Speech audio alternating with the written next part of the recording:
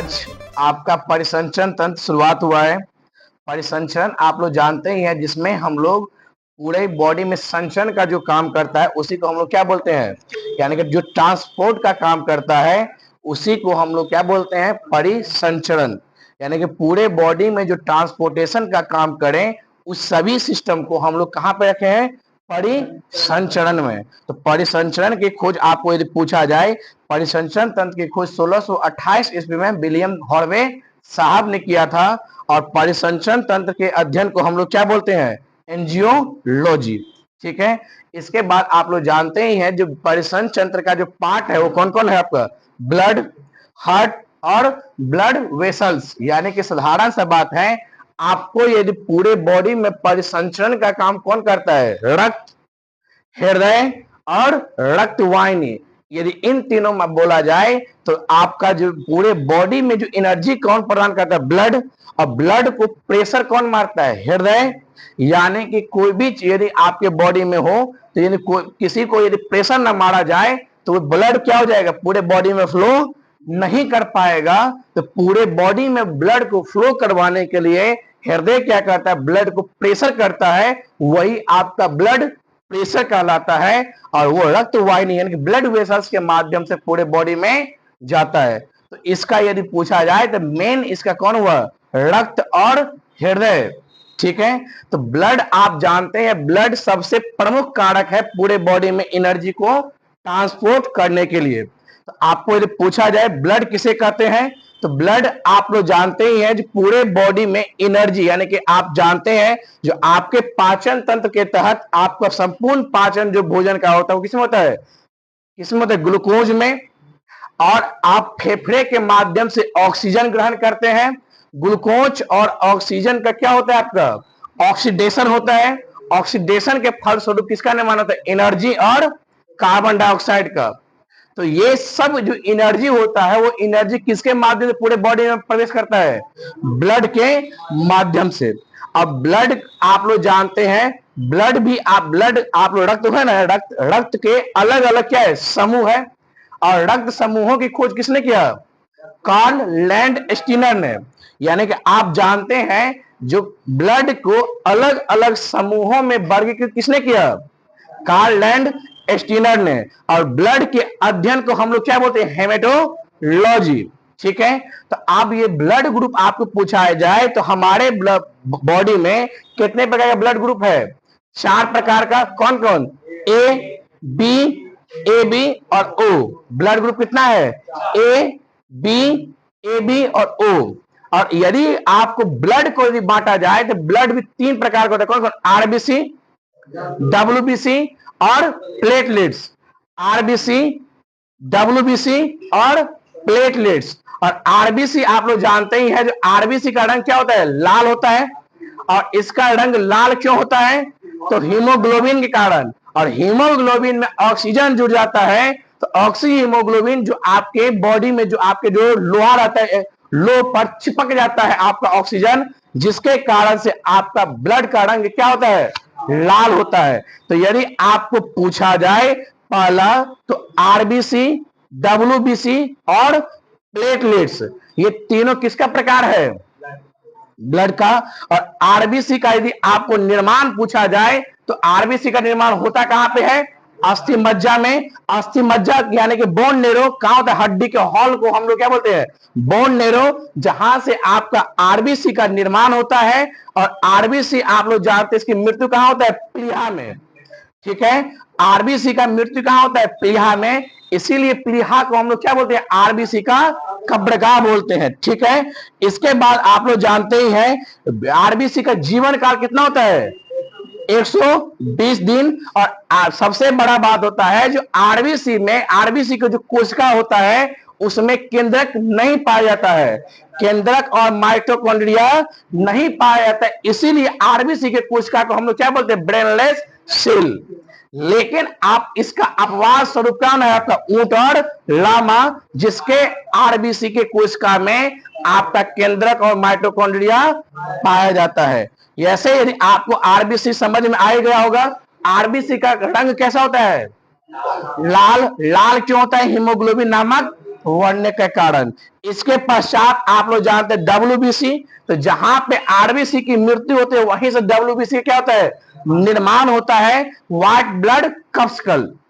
ठीक है। अब यदि आपको पूछा जाए तो इसको आप व्हाइट ब्लड को देखिए, व्हाइट ब्लड इसको याद रखना सेल कर सकते हैं, क्योंकि WBC में आप लोग क्या केंद्रक पाया जाता है, लेकिन RBC में केंद्रक नहीं पाया जाता है, इसीलिए उसको रेड ब्लड कप्सिकल कहते हैं, लाल रक्त कणिका कहते हैं। ठीक है।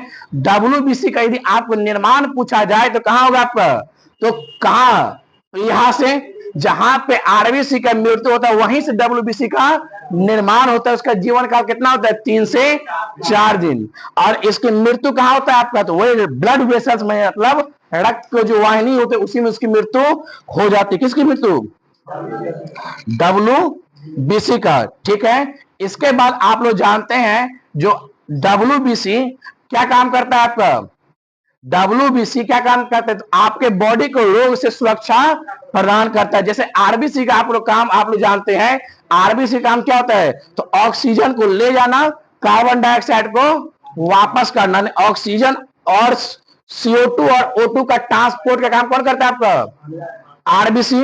और WBC का काम क्या होता है, रोग से सुरक्षा प्रदान करवाना। ये किसके काम है आपका, WBC का। ठीक है। और यदि आपको पूछा जाए तो इसका आकार होता है किसी आकार का, अमीबा आकार का। ठीक है। इसके बाद आप लोग क्या देखे हैं, तो इसके बाद आप लोग जानते हैं प्लेटलेट्स।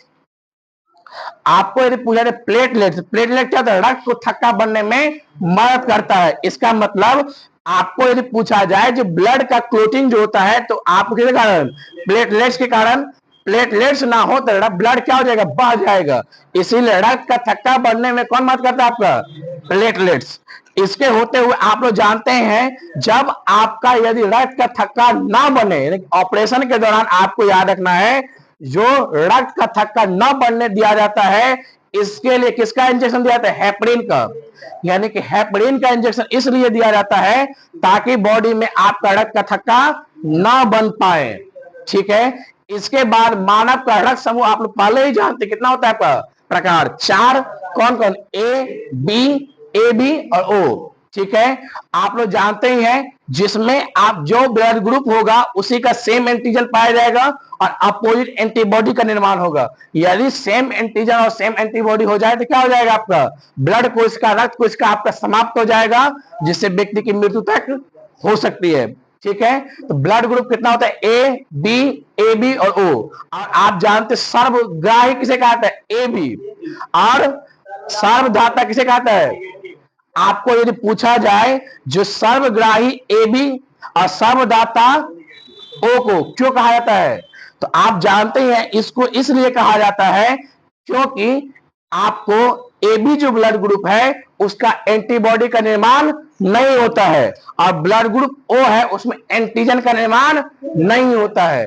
तो इसी कारण से याद रखना, जिसमें एंटीजन का निर्माण नहीं होगा तो किसी से भी क्या करेगा, ब्लड ले सकता है। और आपको ब्लड ग्रुप जो AB होता है उसमें एंटीबॉडी का निर्माण नहीं होता है, जिसके कारण से आप लोग जानते सभी से वो ले सकता है और ब्लड ग्रुप वो सभी को दे सकता है।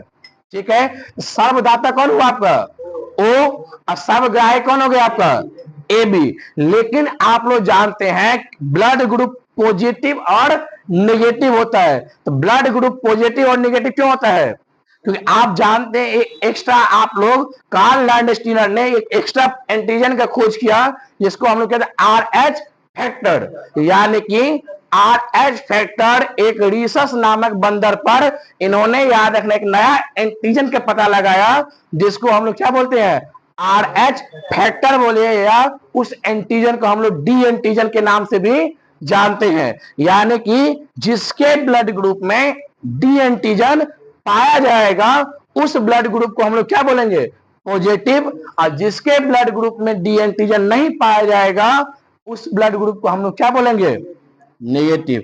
अर्थात आपको समझ में आ गया जो ब्लड ग्रुप पॉजिटिव और नेगेटिव क्यों होता है, क्यों होता है, D एंटीजन के कारण। यानी कि साधारण से बात है, जिसके ब्लड ग्रुप में D एंटीजन पाया जाएगा वो क्या हो जाएगा आपका, पॉजिटिव, और जिसमें नहीं पाया जाएगा वो क्या हो जाएगा, ठीक है। और इसी आधार पर आप लोग जानते ही हैं, जो माता पिता का जो ब्लड ग्रुप होता है उसी आधार पर बच्चों में आपका ब्लड ग्रुप होता है, जो आप लोग देखिए कीजिएगा आगे। इसके बाद आप लोग जानते हैं, आपको भारतवर्ष में सबसे ज्यादा कौन सा ब्लड ग्रुप पाया जाता है? सबसे ज्यादा यदि ब्लड ग्रुप पूछा जाए तो ओ पॉजिटिव, सबसे कम पूछा जाए तो क्या हो जाएगा? A B negative. लेकिन आप लोग जानते हैं एक और नया ब्लड ग्रुप का पता चला है, बॉम्बे ब्लड ग्रुप, जिसकी संख्या भारत में और भी बहुत ज्यादा कम है। तो यदि ऑप्शन में आपका बॉम्बे ब्लड ग्रुप रहा तो क्या हो जाएगा? आपको सबसे कम कौन सा ब्लड ग्रुप आएगा भारत में? तो ओ बॉम्बे ब्लड ग्रुप। और यदि वो ऑप्शन में ना हो तो क्या हो जाएगा? A B negative. कोई दिक्कत है? इसी के साथ आपका क्या होता है? ब्लड आपका समाप्त होता है। इसके बाद आगे देखिएगा हृदय, और हृदय का काम ही होता है ब्लड को पंप करना।